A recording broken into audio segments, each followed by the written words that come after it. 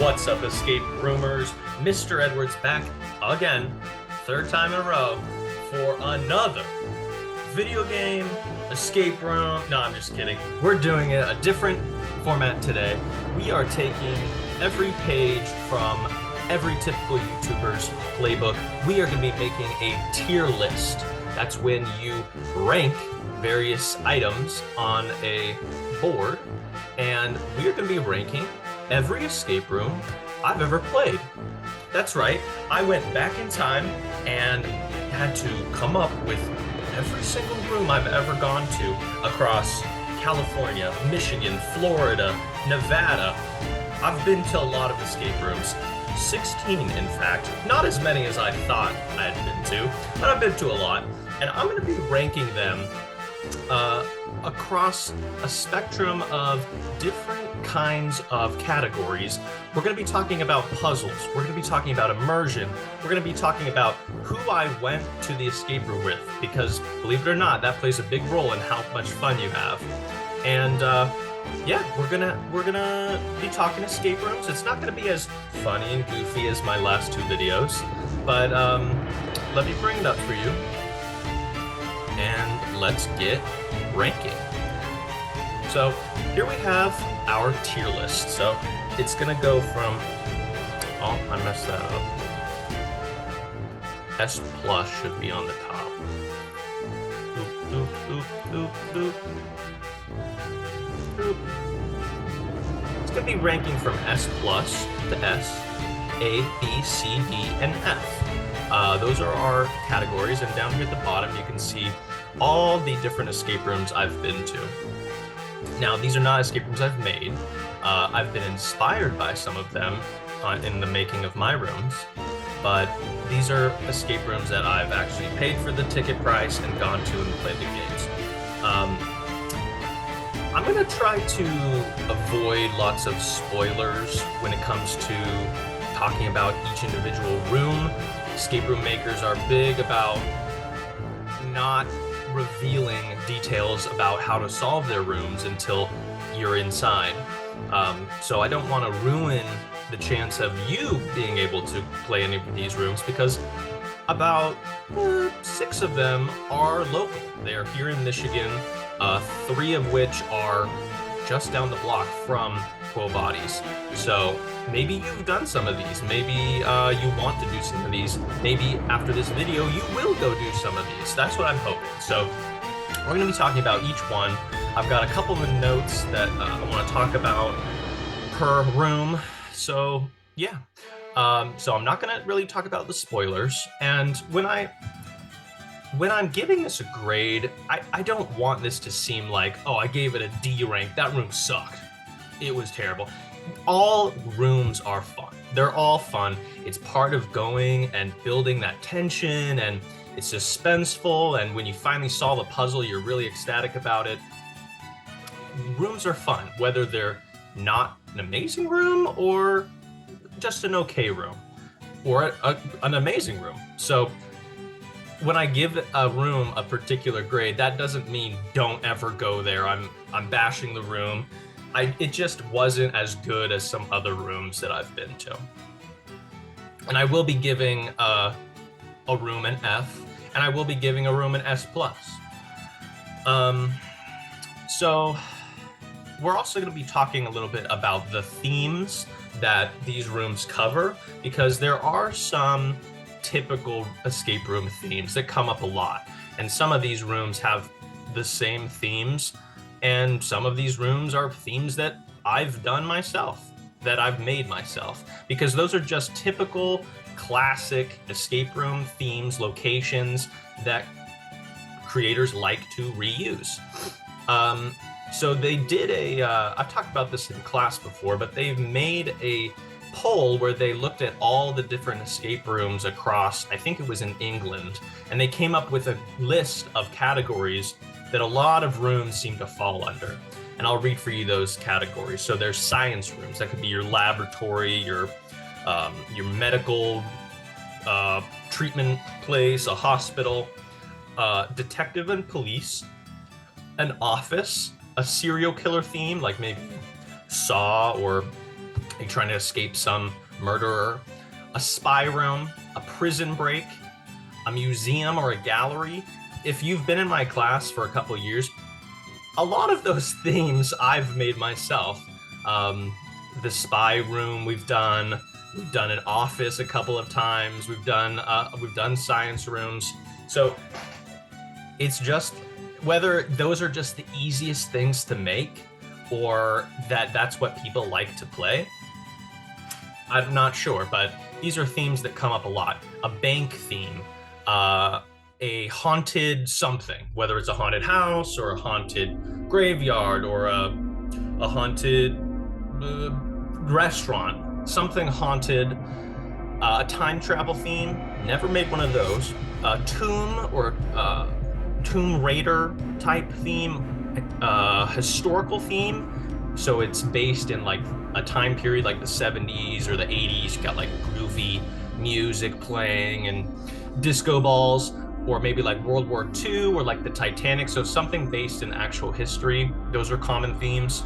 A local theme, so you might go to like a town and there's a famous building in that town and the escape room is based around that specific building, or you have like town history or city history intermixed with the room.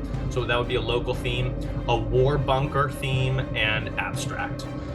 So whether abstract includes just anything not on that list, or just it didn't fit one of the common categories. What I really like are abstract rooms that they don't need some crazy adventure story or a ghost. It's just a simple location, a simple place, like my mine, like my forest escape room, something that's just a place, and go and solve the room. Those are often really fun. So I'm going to be starting to talk about each room now. I'm going to be following down here in order. I'm going to tell you where it was. I'm going to be telling you when I went to it, and just a couple of things about each room that I'm going to decide how it gets that grade. So first up is Amnesia. This is a local room. It's in Washington Township. You can go and do this room. It's still there. It still exists. Washington Township Escape Room, they've got some really good rooms over there. I would say it's probably the second or third best facility that I've been to play escape rooms. The rooms are really accessible. They're good for all ages. They're fun. They're hard. They're doable. So those are good rooms. This is the third room that I did at this location. But in my opinion, it was the worst of the three. This one did have a smelling-based puzzle. I know we talked about puzzles based around your five senses: smell, taste, touch, hearing, and sight. And that we talked about how most rooms cover touching and looking, sight, but not a lot of rooms cover smelling and taste. This is that room that I talked about in class that had a smelling-based puzzle. So that give it a little extra points in my book. The puzzles were challenging, and I did need to use a lot of the hints. It was the theme. It was essentially you were in a government lab, and they were testing. You were like a lab rat, and they were testing different brain experiments on you. So I'm gonna give Amnesia B, C. We'll go with a C on that one. I give it a C. That doesn't mean it's bad. It just means it was okay. I say CB. It was an okay room. It was fine. Next room. Now this one's interesting. The Aztec Temple. This was the very first escape room I've ever been to. I didn't even know what escape rooms were. This was really early on in the escape room craze, when these things started popping up in every town, in every strip mall.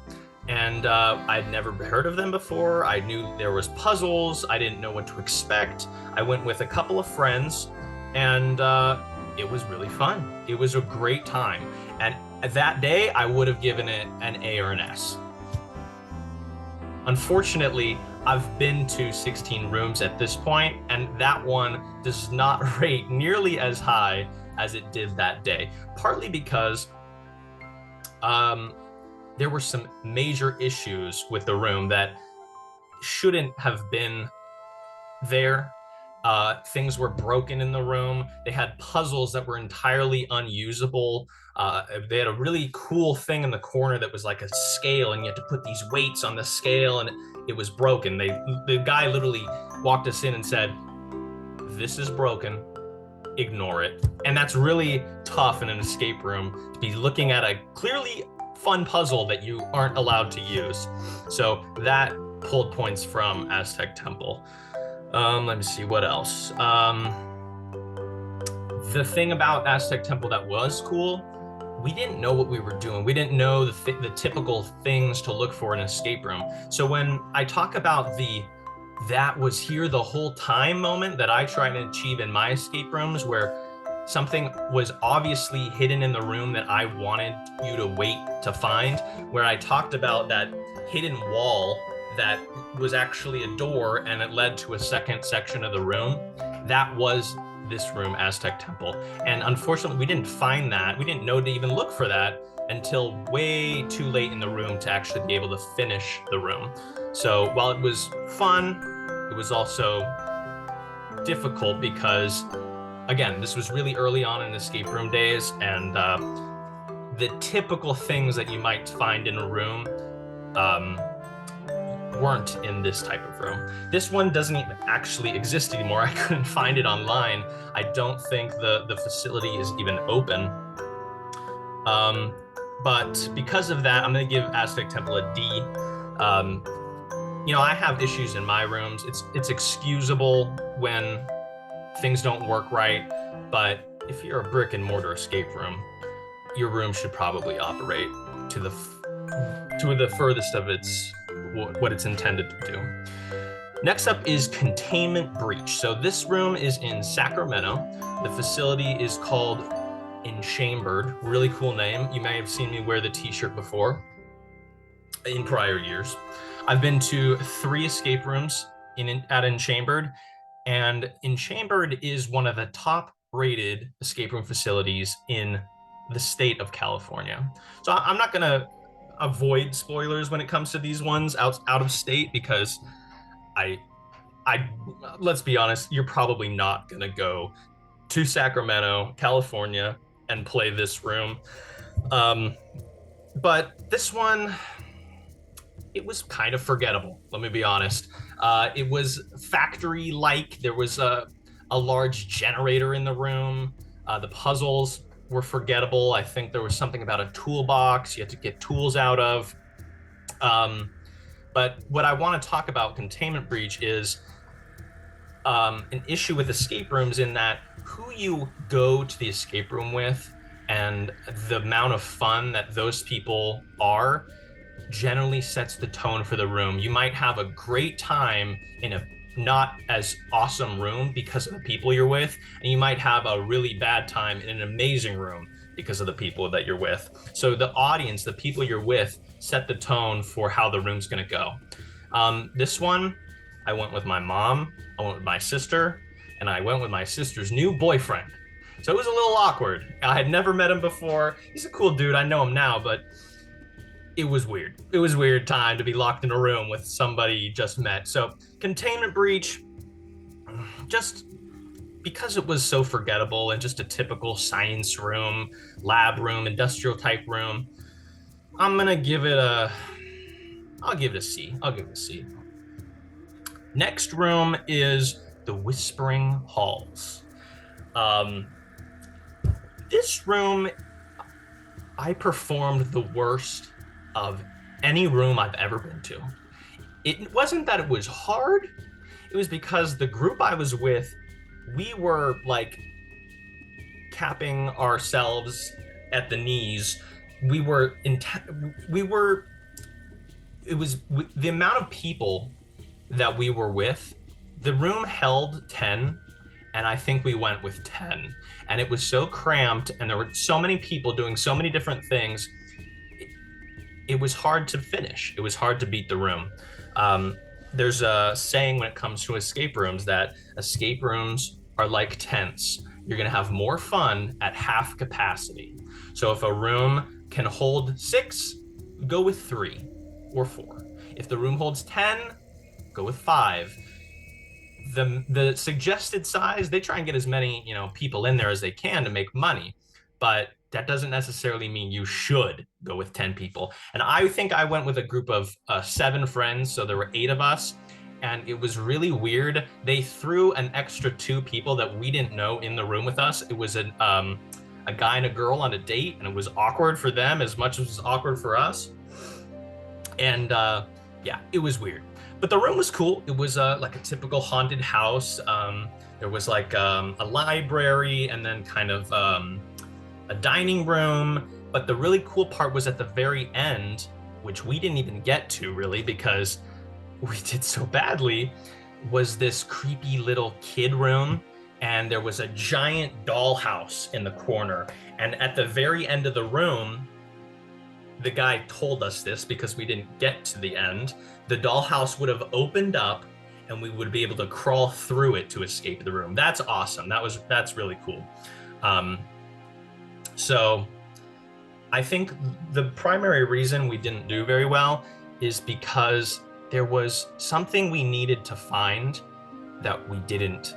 We should have found it way early on, but we never did. It was inside of a desk drawer, but you had to pull the entire drawer out, and it was in the back of the drawer. We didn't know that. We didn't find it, so we didn't have the parts we needed near the end of the room to be able to finish it. So Whispering Halls, very creepy, good lighting, good sound.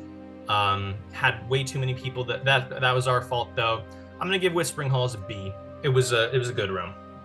We just didn't finish it. We didn't get to experience everything it had to offer.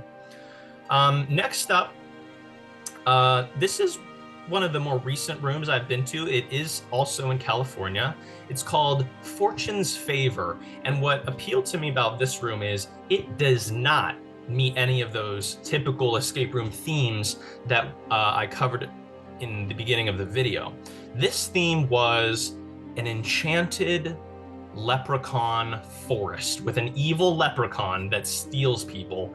And that theme alone, I had to do the room. So it had an interesting theme, a theme that I like. The indoor forest appeals to me a lot. I really like to go in. It looks like you're in a greenhouse or something. The trees themselves, they weren't the highest quality. The room itself, the quality was just a little lower. They didn't put as much money in, they didn't have as much to invest into the room, but it was still fun. It was a small room, only 2 sections, and which was good because I only went with a small group of friends. And the room was very simple. It felt like a room I could have made myself. And it's about the quality of room that I would expect I could do myself. And being an escape room maker, going and playing escape room games, you are critical of other people's work. And when I leave a room and go, I could have done that, it does hinder how I would rank it a little bit, versus coming out of a room and going, that was amazing. There's no way I would have ever come up with something like that. But this was a unique room. I give it points for the theme. I give it points for after the forest, you kind of go into like a little cave area, which was fun. And I think there were some problems with the puzzles, and I think they end up giving us about an extra 15 minutes to finish. And I think we got pretty close, but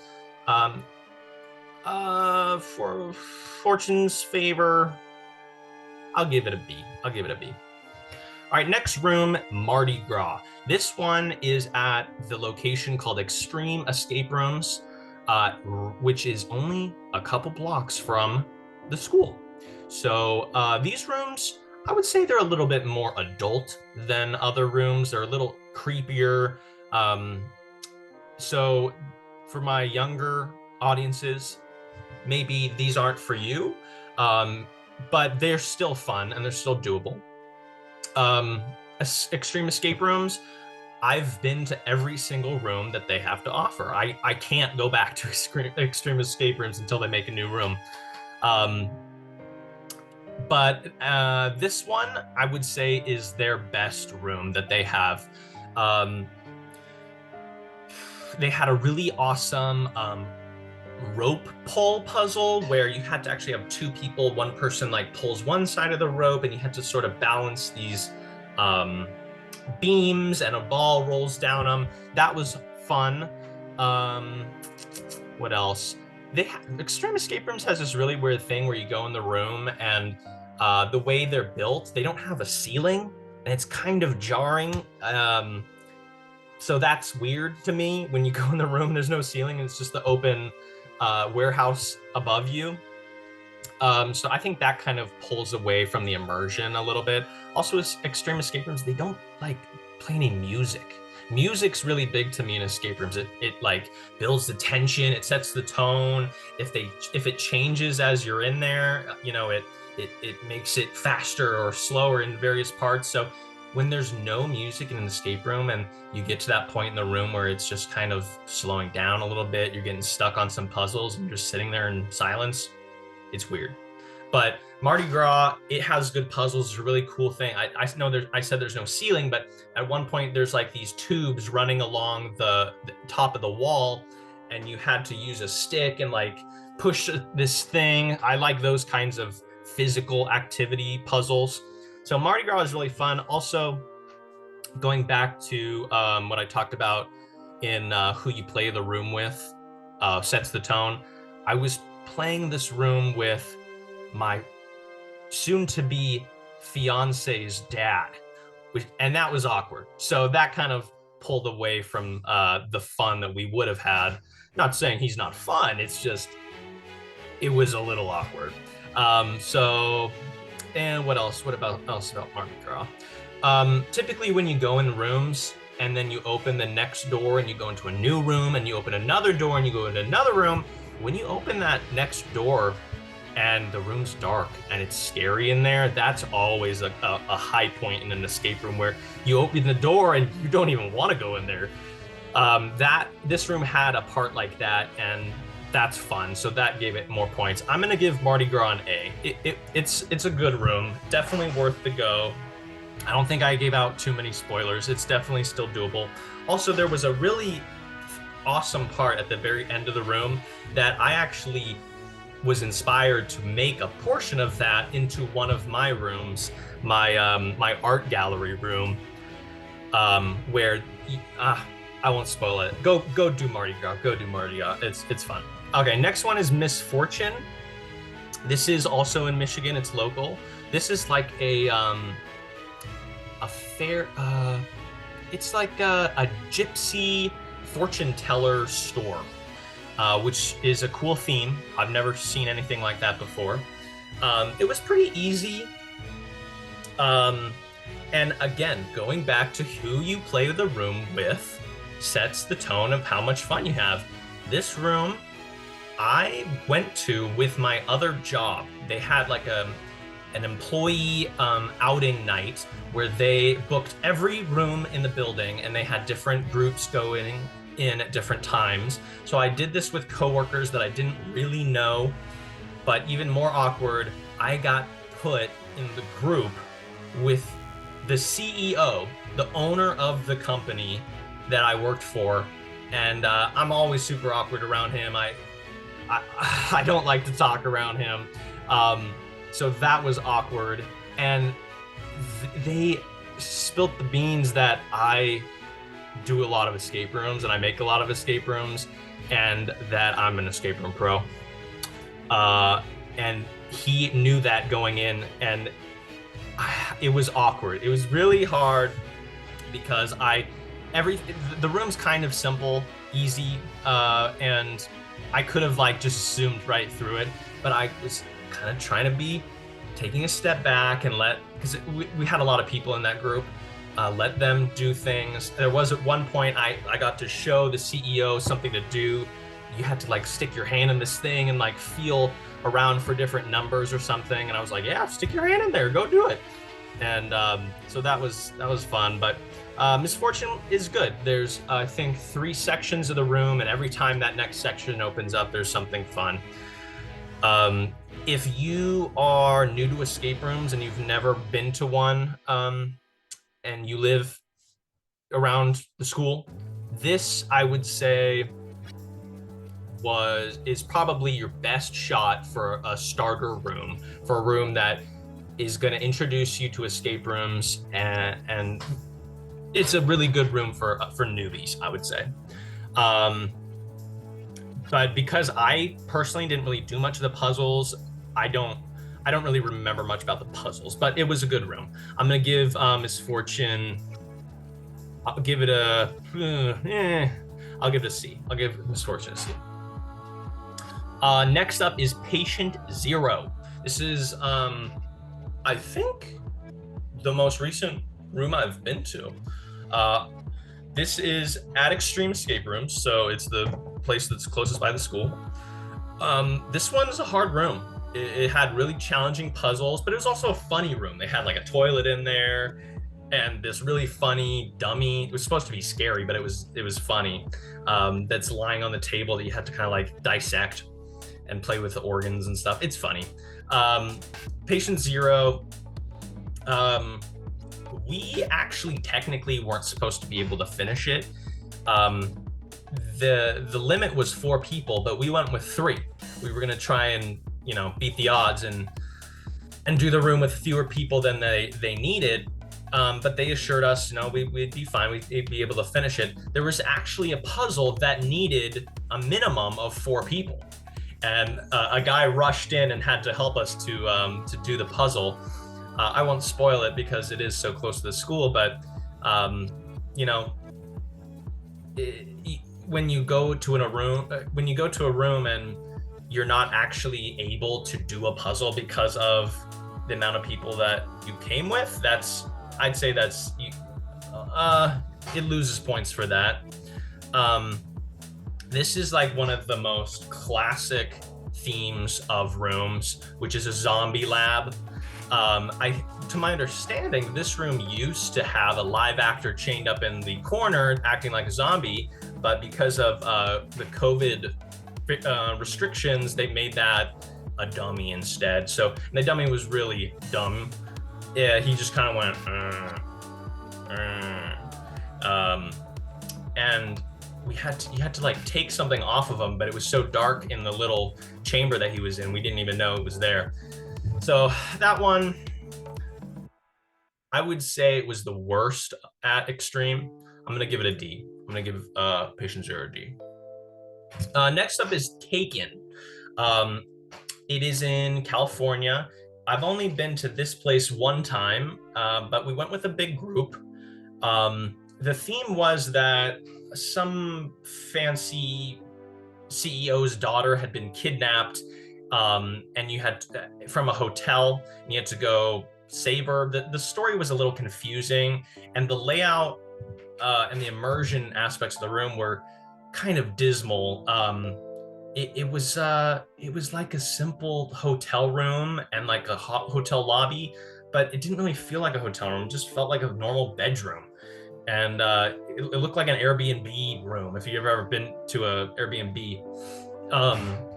What was fun about it was they split the group up in half. So half of your group starts in one section of the room, the other half of the group starts in another section of the room. You have to communicate with walkie-talkies, and I think at one point you even open like an air vent and you can pass stuff to each other, that stuff that one team needs from the other team's room. So that gave it points. It is fun when they split up the group in half and you have to decide, okay, well, this guy, he's a loser, so let's put him on the team with the escape room pro. So you have to kind of balance your group dynamics a little bit when they split the team in half. But yeah, I don't remember anything about the puzzles. It was that kind of forgettable. So Taken, I'm go with the D. I'm gonna go D on Taken. Next one, this one's good. This one's good. Puppet Heist: The Hand of Life. I've talked about this first semester. After we came back, I think early on in the year, I I talked all about Puppet Heist. This is an amazing room. It's in Orlando, Florida. I went with just me and my newlywed wife, but we were able to beat it with just two. It's story driven. It's funny. It's an adventure that as soon as you pull it up into the parking lot starts. It's not as soon as you get in the room. The whole place is called the Bureau. I'm giving this an S tier. I'm putting it right up there just so you know how good this one was. The lobby, it's designed like a travel bureau, and you get in there and there's nobody in there, and you're like standing around like, are we supposed to?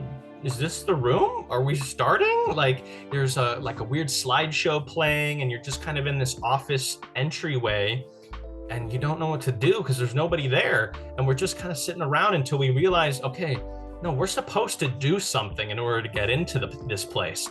And there wasn't even, it didn't even say escape room on the door. Like we didn't even know if we were in the right place. But we were able to get into the lobby, which was massive. It was this giant lobby that had all this cool furniture. So Puppet Heist was really good. It was an experience. It was an experience, which is what you want when you go to an escape room. I've talked about this before, but the way that you had to use the puppet within the room, you had to, they had like 5 copies of the same puppet, but you had to like stuff him in a vent, and then he would slide down like a zip line, and then you had to throw him over a fence, and then you pulled him out of a doghouse.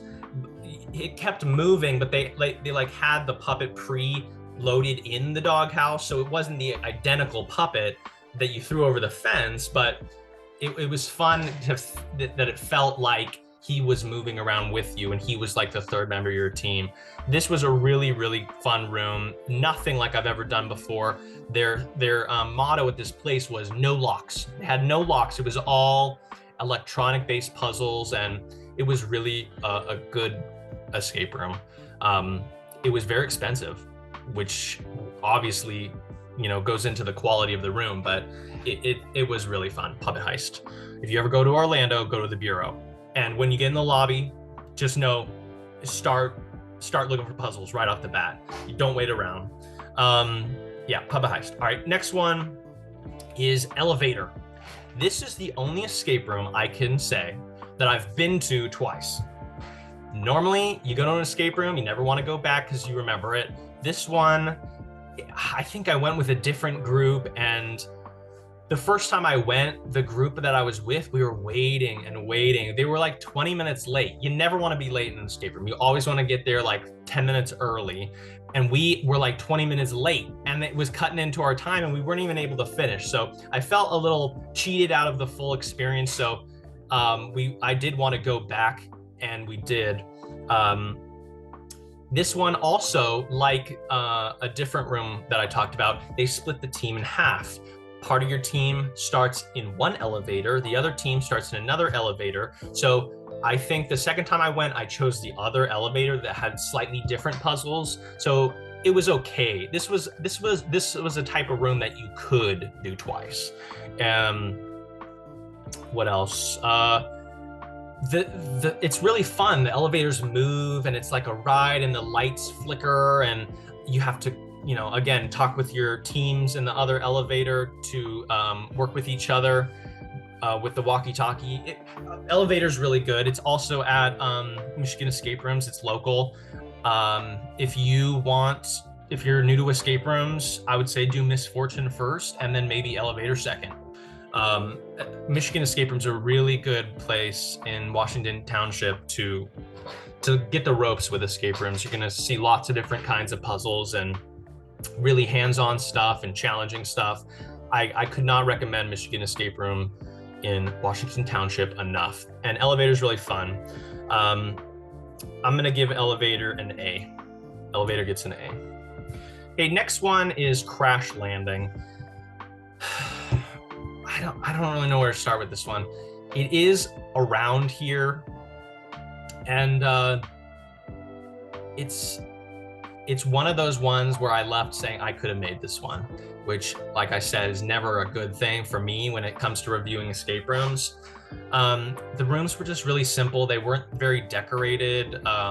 It wasn't very immersive because of the lack of, let me be frank, money that was put into making the room. I'm not saying that the puzzles weren't good. I'm just saying it just wasn't immersive. You know, you expect a certain quality when you go to an escape room, and I don't think this one necessarily had it. We were able to beat it with only 2 people, and it was fun, like working with my then girlfriend.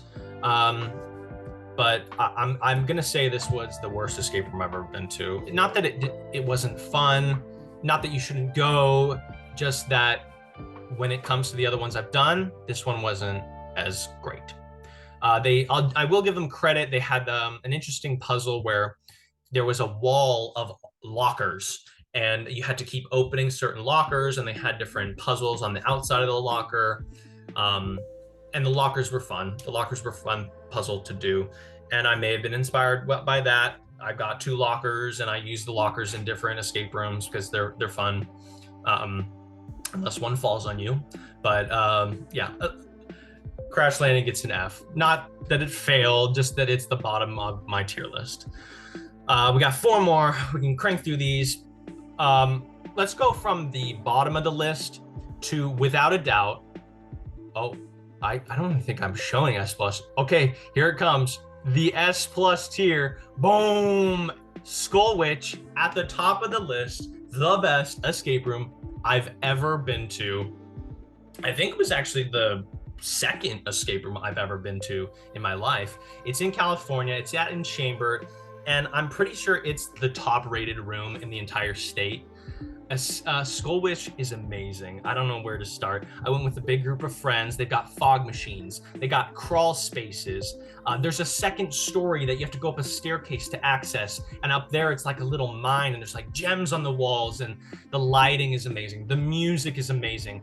The music changes as you play through the room. So at the very end, there's this drumming that's like, bah, bah, bah, bah, and you just, it builds the tension. We went into this room knowing that only like 9% of the people that play it actually beat it, and we were so intent on being one of those 9%ers, and we wanted to beat it so bad, and we got so close. It was let me tell you about the theme. It was like a witch's hut in a swamp, and you were like in a cabin, and the walls were, you know, like wooden walls, and there was like a little cave and a little cage, and there was dummies. It was amazing. It was so good. Definitely worth being called the best escape room in California, and the best one I've ever done. I would love to go back to that one. And it's been enough time. I don't remember the puzzles. I would want to do Skull Witch again.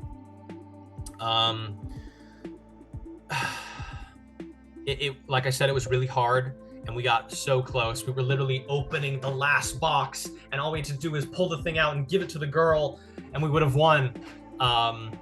But you know, it was disappointing that we didn't finish it. We were that close, and we were running. We were all sweating in there. It was so fun. We were trying to finish it. Skull Witch #1. Okay, next 2 are ones that I went to with the same group of friends. I got my, escape room buddies. I don't know who you go to escape rooms with, but I normally go with the same group of friends. We went on a trip to Las Vegas, and we went to an escape room facility, and we did double escape rooms. We did back-to-back escape rooms. They had 2 escape rooms there, and we did them both back-to-back at the same place at the same time. It was really fun to do 2 in a row. It was expensive, but it was fun. And they had sort of the same kind of theme. It was a scary place. These, I would say, were the creepiest escape rooms I've ever been to. First one I'm going to talk about, you can't really see it, but it's called Playtime, the Asylum. So I'll give props to the game master, the lady that was there running the place. She was like friendly when we came, and then she said, "I'll be right back. I'm going to go get the host." and she left. And then she came back out wearing a medical gown, and she was like, "Hey guys, hi, come play with me." It was creepy. It was creepy. So I give her props for having to go through with it, because we were being really awkward with her and joking and stuff, and she was a good time. But that was different for sure. This is the one that I've talked about before that used the doll as a speaker that we had to use for different puzzles, and the lady was in the other room on the walkie-talkie inside of the doll, and we had to carry this doll around and talk with it, and it kind of told the story as we went through. This was a really good room. This is the same room also where one of our team members had to be split off. She picked them at the beginning of the game, and she locked him in this box within the room, and as soon as we got in there, we had to get our guy out of the box, and there was stuff in there that we needed. There was stuff outside that he needed in order to get him out. So that was interesting. It had a bathtub of fake blood. It had, at one point we solved this puzzle and the lights went out in the room, and it was dark and pitch black and scary, and we had to actually repair the lights using like a fuse box puzzle. That's awesome. And this room, even at the end, you get to go down a slide to leave the room. It was a garbage chute, but it was so cool. It was so cool. I'm giving this one an A. I'm gonna give playtime an A. The next room, also the same place. This one, because the first one was so much fun, we kind of just zoomed through the second one. I don't really remember it that much. It was that typical laboratory. They had the test tubes. They had, I think, an electric chair. I don't really even remember it that much because they kind of just blended together. I might even be mixing up. The slide may have been this one, but this one was called The Doctor's Secret. I don't really remember it. I'm just going to give it a C. I literally wrote only typical laboratory, weird test tubes, and electric chair. That's all I could remember from this one. Last one we're going to talk about is Time Bomb. This one's local at Extreme Escape Rooms. This one was fun, except there were things in the room that the game master forgot to put back in there, so we were confused. They had to come back in and fix the room, and all that stuff just kind of pulls you out of the experience. It's not as fun. So Time Bomb, they had this, when you get in the room, there's like this big caged off area. It was like a giant wall of cage that you wanted to get inside, and you could see stuff in there that you needed. You had to break into it. You had to look through the bars, and there were things on the other side that you needed to actually get inside there. I think there was some sort of tool that we had to sort of pull things out from there. So that was fun. There was like this weird electric device that kept making these loud noises. It was really confusing. We didn't know if we needed it or not. It kept making us jump because it kept going off. So that was weird. But Time Bomb, I would say it's the second best at Extreme Escape Rooms. So it was fun. I really liked the cage. I'm going to give it a B. And that's going to round out our tier list. Nice pyramid shape for us there. Skull Witch at the top, followed by Puppet Heist and Playtime, Mardi Gras, Elevator, The Whispering Halls, Fortune's Favor, Time Bomb, Amnesia, Containment Breach, Misfortune, The Asylum, Aztec Temple, Patient Zero, Taken, and Crash Landing at the bottom. Those are all the escape rooms I've ever played. One of which I've done twice. So 16 rooms, been in escape room 17 times. Let me know if you've been to more escape rooms than me. I would dare you to go to more escape rooms than me. And just now, I'm ready to go to a new one tomorrow. I'm gonna make this list 18. So let me close out our video today. I'm not sure how long I've been talking, probably at least 30 minutes. Hopefully this was fun to watch. Hopefully you learned a couple things about escape rooms. Hopefully you're inspired to go to one yourself. Go check out Michigan escape rooms in Washington Township. Really good place to go if you're new. Go with your family, go with your friends. make a birthday party. Go there with the birthday party. Um, my escape room is up and ready for next week. It was ready for today, but snow's gonna be snow. I was ready to go, but we're gonna do it for sure next week. Make sure you come next week. We're going to do my escape room next week. And here's a little hint. The escape room that we're gonna do is on this list. The theme is the same as one theme that I've been to. It's kind of like a fusion of two themes on here, but one of these themes is what we're gonna be doing next week. So think about that, and I'm gonna call it there. Thanks for watching Escape Roomers. I'll catch you next time. Bye.